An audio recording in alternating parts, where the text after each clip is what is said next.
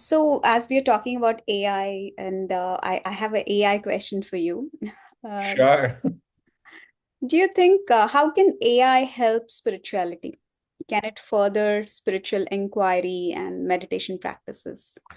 I'll tell you a funny story. Okay. So I was at this JP Morgan conference a few weeks back, and there is all these startups coming and pitching. So there's one startup that came and pitched virtual CXOs. Okay. So if there is an agent for the CEO, there is an agent for the CTO, and all these agents are talking to each other. And then the obvious question which comes in everyone's mind is like, if you have an agent for a CEO and an agent, I mean, agent, by the way, is like AI. Virtual assistant. Yeah, it's an assistant. It's like, like your own assistant, right? So if you have an agent for a CEO and a CTO, what is the use of a real CEO and a CTO?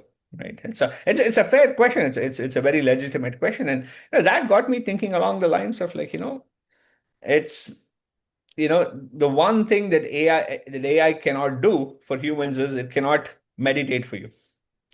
It cannot go inwards for you. It cannot give you that deeper understanding of like AI can probably match it. In fact, I think AI can outclass most human intellects because I just read recently that the IQ of ChatGPT is 159, 160, which is like far more than the average human being. So ChatGPT, all these other, models can outthink humans. So we've kind of grown up in a bubble where there was immense value placed on the human intellect, right? It's like, especially in this country, I mean, people say, like, think hard, think harder, you have this chat gpt command, now think hard and come back, and chat gpt usually thinks better than most human beings. In fact, I jokingly say it, but I also mean it, like, like companies like McKinsey, Bain, and all these consulting companies, their whole business model is centered around strategic thinking, and these tools have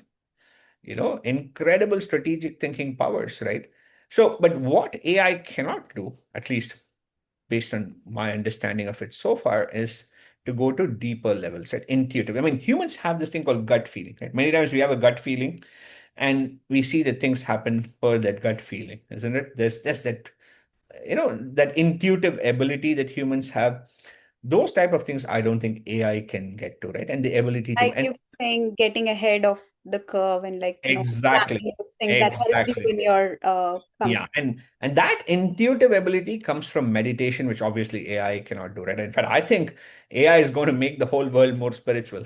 You're going to see many more people, because it actually, I've heard Gurudev say this where he says like, meditation is no longer a luxury, it's a necessity.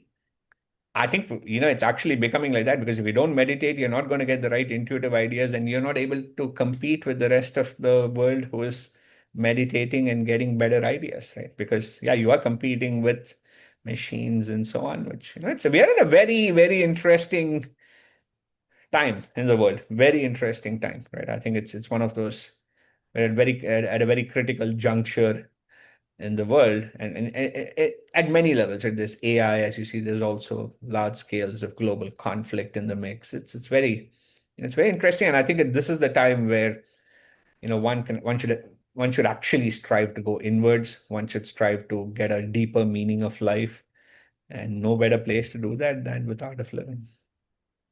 Yeah, buckle up and learn meditation.